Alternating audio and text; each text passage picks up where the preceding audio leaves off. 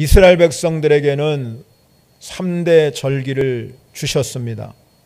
절기를 주신 이유는 하나님을 잘 기억하고 그 하나님의 주신 은혜와 축복을 누리고 사는 이스라엘 백성들이 하나님께 감사하며 예배하고 나가기를 원했기 때문에 이스라엘 백성들에게 절기를 주셨습니다. 그런데 그들이 이제 가나안 땅에 들어가면 자신들의 수고를 통해서 이제 많은 열매를 얻게 되는데, 그 수고로 인해서 혹시 이 이스라엘 백성들이 풍족해지고 그리고 또 자신들의 수고를 통해서 아름다운 집을 짓고 살면서 내가 했다, 내가 이렇게 수고했으니 나 이제 잘 먹고 잘 살 수 있다, 그래서 마음이 교만해져 가지고 하나님을 잃어버릴까 봐 늘 그 하나님을 기억하면서 찬양하고 송축하고 감사함으로 살기를 원했기 때문에 그 절기를 주신 것입니다. 유대 문화는 하루를 시작할 때 아침으로 시작하는 게 아니라 밤으로부터 시작합니다. 그래서 안식일도 금요일 날 밤부터 토요일 날 밤까지 이렇게 지키는 거예요. 그래서 하나님이 창조하실 때도 마찬가지요. 밤이 지나니 아침이 되었다.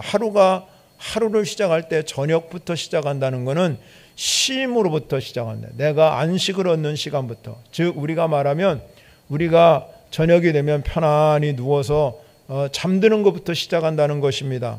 잠드는 이 시간에, 저녁 시간에 이들이 감사로부터 출발한다는 것이죠. 그래서 일어나서 저녁에 자면서 쉼을 얻고 아침에 일어날 때까지, 그래서 매일 감사는 생명을 잉태하는 첫걸음이라고도 말합니다. 그래서 사도 바울은 데살로니가전서 5장 18절에서 범사에 감사하라, 이것이 그리스도 예수 안에서 너희를 향하신 하나님의 뜻이니라 그랬어요.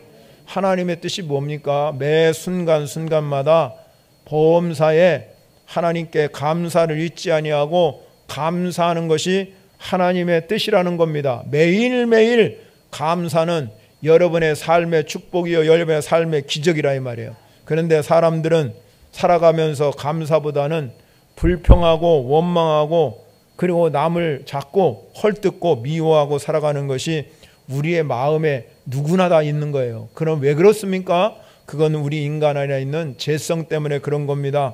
그래서 자꾸 우리가 감사하고 찬양하고 송축하고 살아감에도 불구하고 그렇지 못하고 자꾸 원망 불평만 늘어놓고 비교하며 살아가는 겁니다. 그래서 하나님의 뜻은 오늘 매사에 범사에 감사하는 것이 하나님의 뜻인 걸 믿으시기 바랍니다.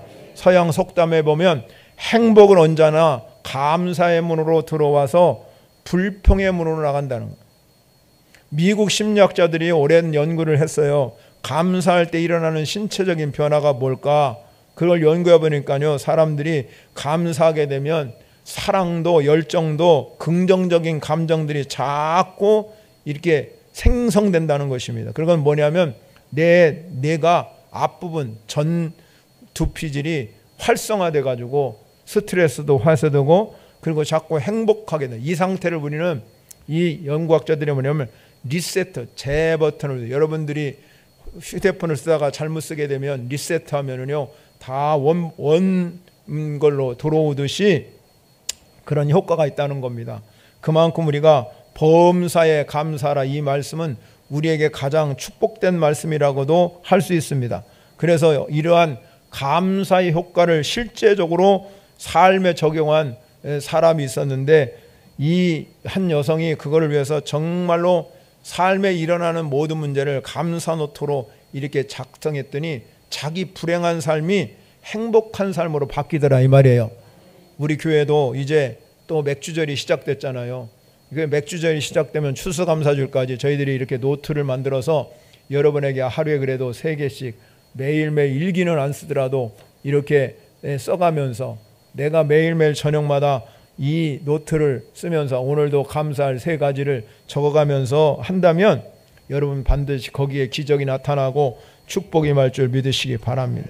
그러므로 우리는 감사하는 일이 얼마나 소중한가. 오늘 시인, 이 시편 100편이 여러분이 너무나 잘 아는 말씀인데요, 시편 100편에 나와 있는 말씀을 보게 되면 감사함으로 그 앞에 나가라 2절에 보면 말씀하고 있고요. 4절에 가면 감사함으로 그 문에 들어가며 찬송함으로 그 궁정에 들어가서 그에게 감사하며 그의 이름을 송축할지어다 라고 큰 소리로 그 당시에 노래하고 선포하고 그렇게 살았어요. 여러분, 신앙생활은 선포할 때 능력이 나타나는 거예요. 선포할 때 여러분의 삶의 역사가 일어나는 줄 믿으시기 바랍니다. 문제를 가지고 있고 힘들 때 내가 감사함으로 그 문에 들어가며 찬송함으로 그 궁정에 들어가서 그에게 감사하며 그 이름을 송축하는 이 선포적인 노래하고 선포하면 하나님께서 그 선포하는 모든 일에 하나님의 역사가 일어날 줄 믿으시기 바랍니다. 그럼 우리가 감사할 이유가 뭐냐? 오늘 성경을 통해서 우리가 몇 가지 살펴보겠는데요. 그 첫 번째는 하나님은 우리의 선한 목자이기 때문에 감사하라는 거예요. 여러분, 오늘 시편 오늘 100편 3절에 가면 뭐라고 말씀하냐면 여호와가 우리 하나님이신 줄 너희는 알지어다. 그는 우리를 지으시니요 우리는 그의 것이니 그의 백성이요 그의 기르시는 양이로다. 그래서 우리는 하나님의 양이에요. 그래서 우리 하나님은 선한 목자가 되신 것이에요. 그래서 여러분, 다윗이 많은 위기를 당하고 어려움을 당할 때마다 고백한 시편, 여러분이 잘 아는 시편 23편, 여호와는 나의 목자시니 내게 부족함이 없으리로다. 그 다윗이 고백은 하나님이 목자이기 때문에 자기가 어느 순간에 푸른 풀밭에 날 때 하나님 거기 쉴만한 물가로도 인도해 주시고, 그리고 사망의 음침한 골짜기를 다닌다 할지라도 해를 두려워하지 않을 것은 주님이 자기와 함께하는 걸 알기 때문에, 그래서 다윗이 체험한 하나님, 그 하나님은 목자가 되셔서 때를 따라 길을 내시고 인도자가 되셔서 자기 삶을 지켜주시고 어느 때는 자기 생명을 보호하시는 역할을 하나님이 하시는 것을 고백했어요.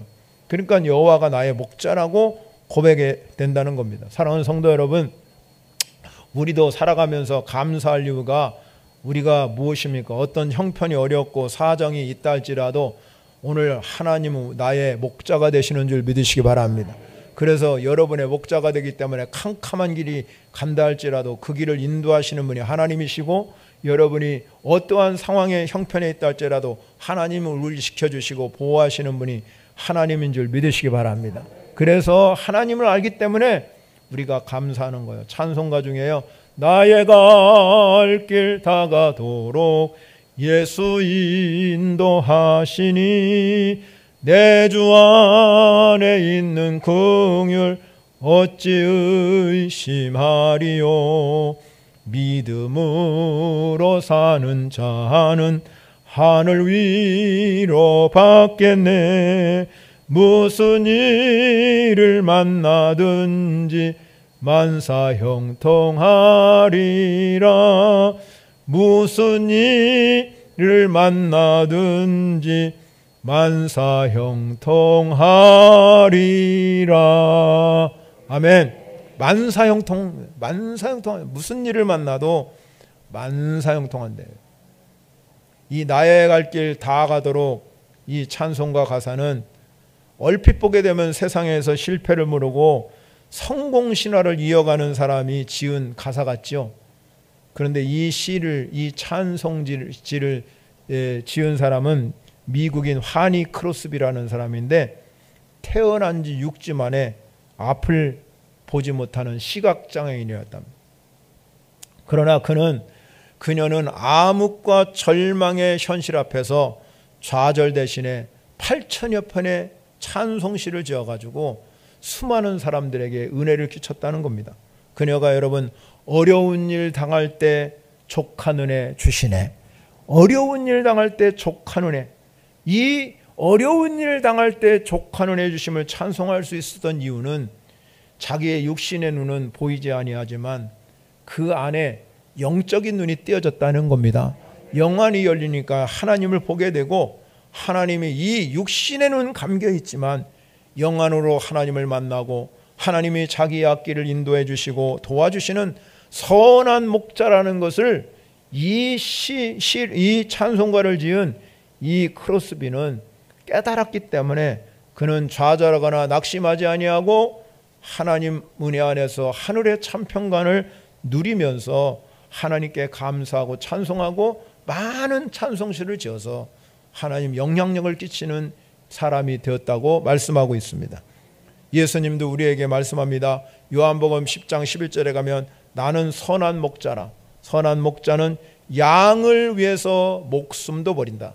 양을 위해서 목숨을 부릅니다. 선한 목자는 양을 위해서, 자기 양이라면 자기의 목숨도 아깝지 않기 때문에 예수님이 우리를 대신해서 십자가에 죽으심으로 우리를 구원한 줄 믿으시기 바랍니다.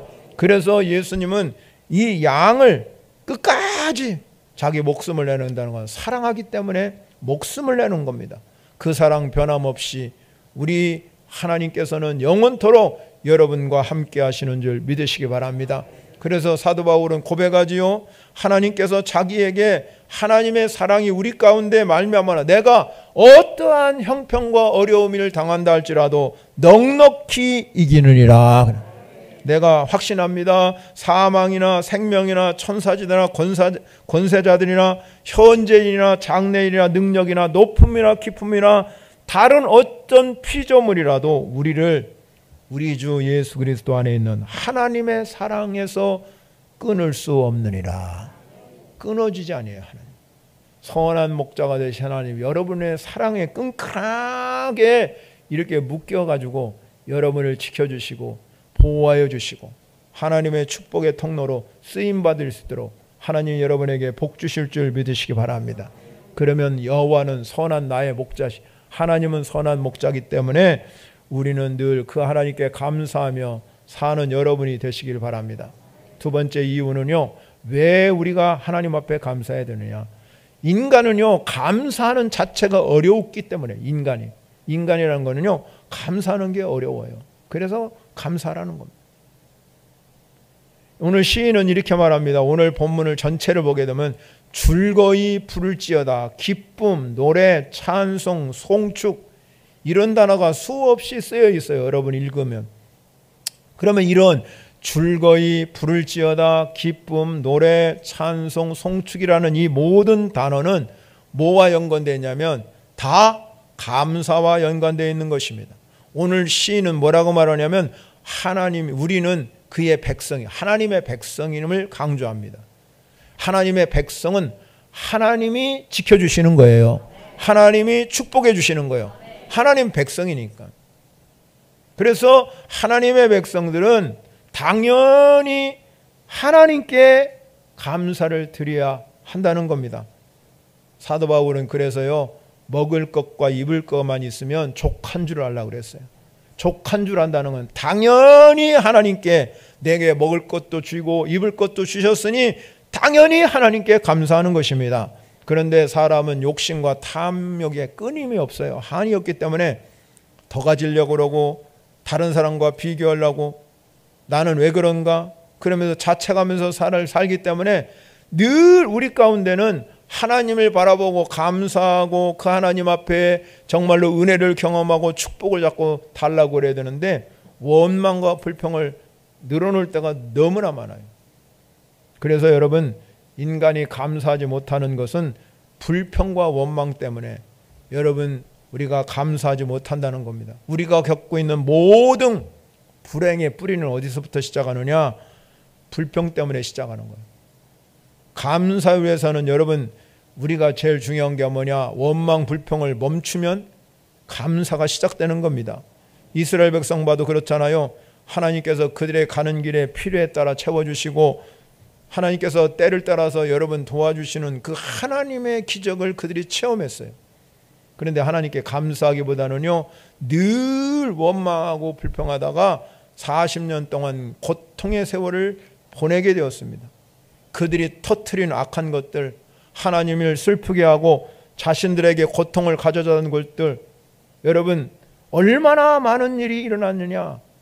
그 40년 동안 방황할 수밖에 없었던 단 한 가지 이유는 뭐예요? 원망이에요. 불평이에요. 그들은 하나님이 들으시기에 악한 말로 원망해서, 그래서 불평은, 원망과 불평은 악한 것입니다. 상황과 환경에 상관없이 여러분, 불평은 다 악하다는 것입니다. 그런 상황에 우리가 빠져들게 시작하면요, 우리가 지혜가 생기지 않는 거예요. 이 원망과 불평은 하나님과 관계가 있는 거예요. 하나님이 살아계시고 하나님이 정말로 오늘 성경에서 말씀한 것은 하나님 여호와가 우리 하나님이신 줄 너희는 알지어다 그랬거든요. 하나님이 하나님 되심을 알아야 되는데 사람들이 하나님이 하나님 되심을 모르기 때문에 자꾸 불평하고 원망하게. 여러분, 우리가 불평과 원망을 그치게 되면은 반드시 하나님의 임재가 여러분 가운데 임하게 될 줄 믿으시기 바랍니다. 어떤 책에서 보니까요, 미국에 있는 교회에서 일어났던 이것이에요. 어떤 분이 아내분이 자기 남편이 하도 속속이니까 맨날 골프만 치러 다니고 술만 먹고 다니고, 그래 여러분 그렇게 다니니까 밤에 늦게 들어오고 볼 시간이 없는 거예요, 남편을. 그래서 이 아내가 광고를 냈습니다. 우리 남편 팝니다 하고 광고를. 이렇게 광고를 탁 냈는데 한 열흘인가 지나서부터 한 사람도 산다는 사람이 하나도 없어요. 그러면서 산다는 사람도 하나도 없고 뭐라 그러냐면, 있는 것 자체만 해도 감사하시오. 나는 혼자 사니까 외롭습니다. 있는 것만 해도 남편이라고, 여러분 남편이 존재해 있고 같이 살아주는 것만 해도 감사하라는 거예요. 그리고 이 부인이 그때부터 그런 생각을, 내가 잘못 생각했구나. 이 같은 상황에도 불구하고 자꾸 다른 남편하고 비교하고, 그러면서 자기 남편, 여러분, 자꾸 깎아내리면 내 인생이 불행한 거예요. 여러분, 우리 마찬가지잖아요. 삶을 살아가면서 여러분 살다 보면 여러분 좋은 일만 있겠습니까? 항상 긍정적인 일만 있겠습니까? 그럼에도 불구하고 여러분 그 상황 속에서 하나님 바라보고 감사하면 하나님이 바꾸시는 거예요. 하나님이 일하심을 믿으시기 바랍니다. 원망 불평을 멈추는 순간에 하나님이 거기에 감사가 흘러나오고 찬양이 흘러나오게 될 줄 믿으시기 바랍니다. 이스라엘 백성들에게 이렇게 절기를 주셔서 하나님을 기억하고 감사하기를 원했어요. 왜? 우리 인생은 감사하는 것이 어렵기 때문에 그래요. 시편 기자가 또 말합니다. 50편 22절에 가면 하나님을 잊어버린 너희여 이제 생각하라. 그렇지 아니하면 내가 너희를 찢으리니 건질 자가 없으리라. 감사로 제사를 드리는 자가 나를 영화롭게 하나니라고 그랬어요.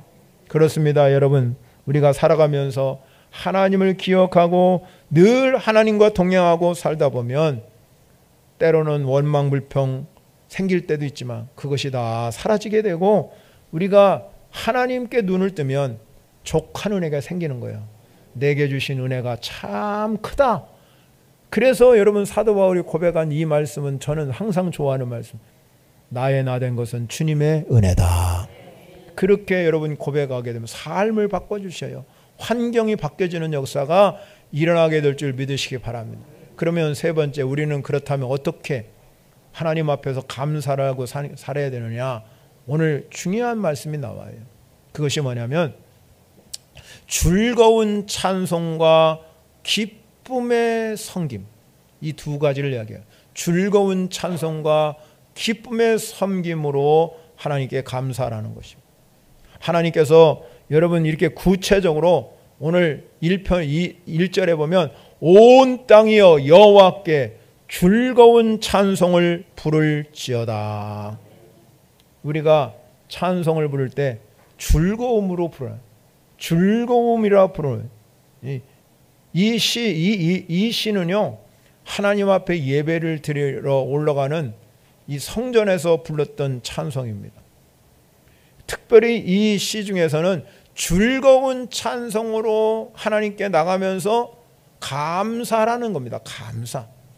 이 즐거움이라는 원어적인 의미는 뭐냐면 너무 좋아가지고, 너무 좋아서 내가 어떤 일을 여러분 일을 당할 때, 너무 좋을 때는 소리를 지르면서 기가 아플 정도로 기뻐한다는 겁니다. 너무 좋네 하고 그런 일이 나잖아요. 그렇기 때문에 이 즐거이라는 뜻은 그런 뜻이에요. 그러니까 너무 좋아서 어쩔 수 없는 상태를 얘기하는 거예요. 예수님이요, 예루살렘에 입성할 때 많은 백성들이 호산나 호산나 찬송 부른 거와 똑같은 거예요. 그 말이에요. 그런데 감사할 때 그런 즐거움이 충만해야 돼요. 즐거운 마음으로 하나님을 찬송하는데 더 중요한 말씀이 나와요. 2절에 보면 기쁨으로 여호와를 섬기며 그랬어요. 기쁨으로 여호와를 섬겨라요. 우리 안에 즐거움도 있어야 되지만 기쁨도 있어야 돼. 기쁨.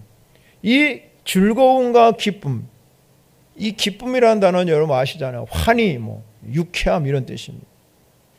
그러면 여기에서 오늘 시인이 말하는 건 뭐냐면 섬김이라는 단어예요. 섬김. 이 섬김은 종이라는 단어입니다. 종. 본래 노예라는 단어잖아요. 그렇기 때문에 이 노예가 주인을 섬길 때 쓰는 단어가 섬김이에요. 섬김. 여러분, 주인이 성격이 어떻든, 주인이 어떤 행동을 하든지 간에 이 종은 자기가 아무리 불쾌해도 자기는 종이기 때문에 어쩔 수 없이 주인이 하라는 대로 하는 거예요. 시키는 대로.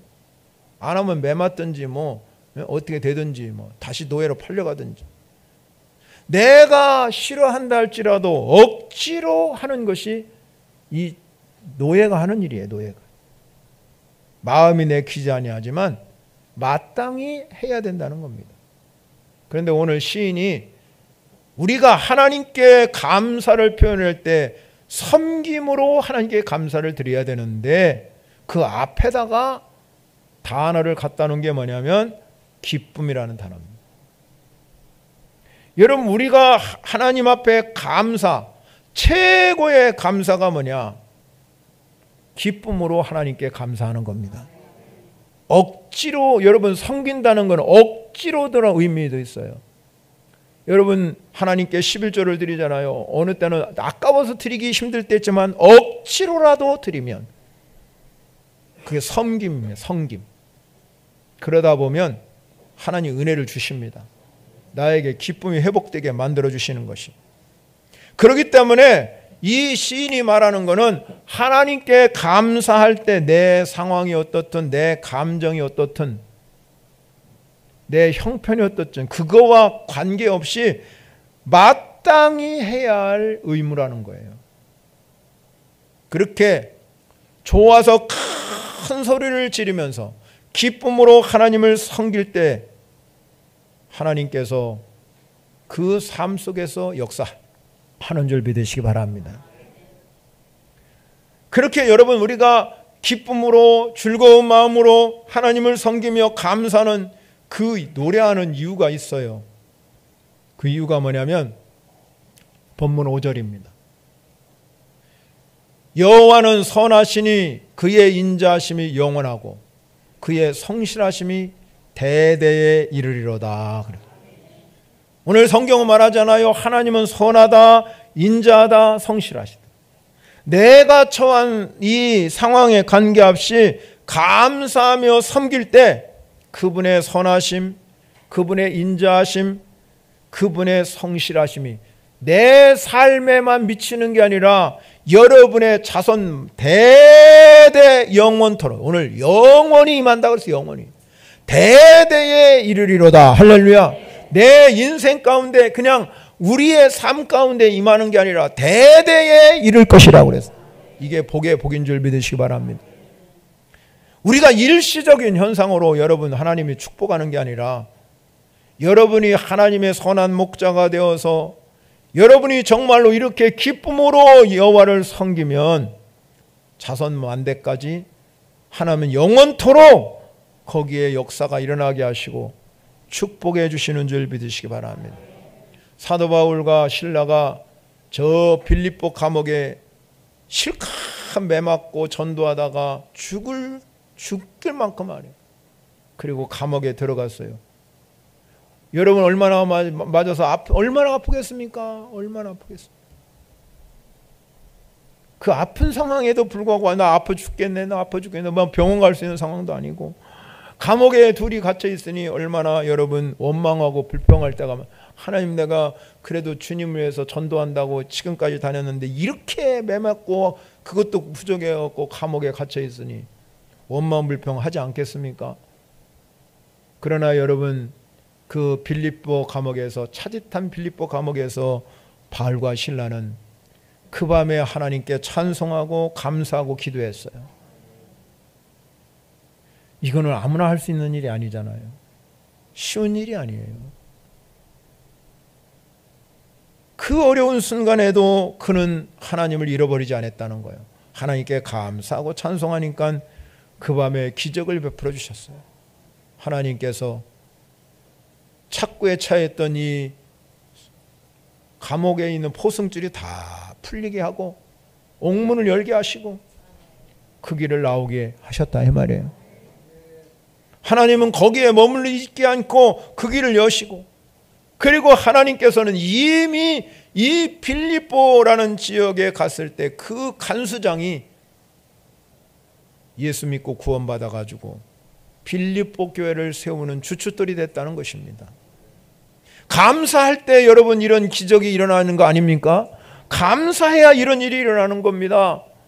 이런 일이 감사할 때 가능하고, 우리의 상황이 어렵고 힘들 때 하나님 그럼에도 불구하고 감사하니까 기적이 일어나다 이 말이에요. 신앙생활에 중요한 게 뭡니까? 우리의 신앙생활은 기적을 체험하는 삶인 줄 믿으시기 바랍니다. 성경은 수없이 많은 사건들이 기적적으로 역사하잖아요. 일상 속에서 하나님의 기적이 나타나잖아요. 그런데 우리는 그런 기적을 경험하지 못한다면 하나님의 역사를 경험 못하는 거예요. 우리가 작은 일을 할지라도 여러분들이 신앙생활하면서 내 삶에도 기적이 나타나야 된다 이 말이에요. 삶의 기적이 일어나시길 바랍니다. 얼마나 많은 일들이 우리 주변에 일어나고 있습니다. 그런데 여러분들은 어떻습니까? 상황을 보고 남편 때문에, 아내 때문에, 자녀 때문에, 돈 때문에, 건강 때문에 원망하고 불평을 늘어놓을 때가 너무나 많아요. 그러나 여러분, 내가 지금 처한 환경이 어렵고 힘들고 지칠지라도 그럼에도 불구하고 오늘 이 시간부터, 맥주절을 시작하는 이 첫 열매를 드리는 이 시간부터 다시 감사로 시작하시기 바랍니다. 리셋하시기 바랍니다. 여러분이 감사로 시작하면 행복은 시작이요 기적은 열릴 줄 믿으시기 바랍니다. 그렇다면 우리는 누구에게 감사해야죠? 오늘 성경은 우리에게 말하죠. 하나님께 감사하라. 하나님은 오늘도 저와 여러분들의 감사를 받으시기 원하는 줄 믿습니다. 감사, 원망 불평을 받기를 원하지 않아요. 남 비난하고 헐뜯는데 하나님이 그거 받기를 원하지 않아요. 여러분 아무리 다른 사람 흉보고 헐뜯어봤자 나만 손해지. 그 사람은 들리지도 아니하고 그 사람은 듣지도 못해. 하나님만 들으시는 거예요. 얼마나 불행한 겁니까 여러분? 그보다 불행한 사건은 없어요. 내가 하나님께 감사하며 하나님 나에게 축복해 줘서 내가 인생을 살아가면서 이왕이 예수 믿고 구원받고 천국 가는 그날까지 내가 그래도 축복의 통로로 쓰임받을 수 있다면 얼마나 좋겠어요. 그거보다 좋은 일이에요. 그보다 행복한 건 없잖아요. 최고의 행복이라고요. 남을 섬길 수 있고 남을 도울 수 있고 남에게 하나님께 감사할 수 있다면 그보다 더 큰 축복이에요. 그런데 많은 그리스도인들이 그러지 못하고 남을 헐뜯고 남을 비난하고 원망하고 불평하는데 너무 많은 시간을 투자한다면 여러분의 인생은 행복한 게 아니라 불행해지고 기적이 일어나는 것이 아니라 자꾸 고난의 길로 간다는 걸 아셔야 돼요. 우리는 오늘 맥주절을 맞이해서 하나님 앞에 다시 한번 내 인생을 리셋하셔서 다시 한번 감사로 출발하시기를 바랍니다. 맥주절은 감사를 시작하는 절기입니다. 첫 열매를 드리는 날입니다. 하나님이 그걸 기억하고 우리에게 큰 은혜를 주시기 위해서 추수하는 날까지 하나님께서 첫 열매를 드리는 그 시간부터 추수한 날까지 우리는 열매 맺는 신앙이 되어야 될 줄 믿으시기 바랍니다. 그래서 맥주절이 다른 의미는 초실절이라고도 말합니다. 대개 여기 있는 우리 어르신들은 전부 다 보릿고개라는 걸 지나가셨잖아요. 보릿고개. 우리 젊은 아이들은 보릿고개가 뭔지 몰라. 어려우면 라면 삶아 잡수시지. 보릿고개를 지나오는 사람들은 다 알잖아요. 그때 많은 성도들은 다른 거 안 했어요. 하나님께 부르짖고 하나님께 기도하면서 살려달라고, 주여 나 살려달라고, 축복해달라고. 그러니까 우리나라가 이렇게 잘 살 수 있었어요. 얼마나 잘 사는 나라가 되었습니다.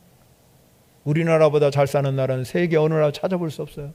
미국이 경제대국이고 미국이 가장 큰 나라지만 미국 우리나라만큼 잘 못 살아요. 개인적으로 볼 때. 우리는 빚은 많지만 하여튼 많이 갖다 풀어놔서 빚은 많지만 개인적으로 우리만큼 잘 사는 나라가 세상에 어딨냐. 여러분 집집마다 가보세요. 얼마나 잘 삽니까? 여러분의 냉장고 열어보면 1년은 더 먹을 거려. 냉장고만 파먹어도 1년 먹어요.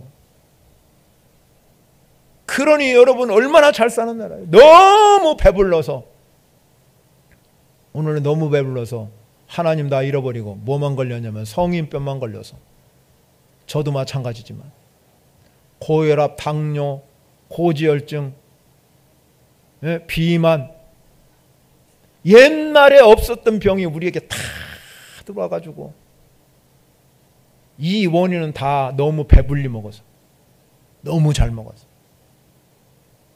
너무 배불러서 성경이 말한 대로 하나님을 잊어버릴까 봐, 하나님을 잊어버릴까 봐 오늘 맥주제를 지키는 겁니다.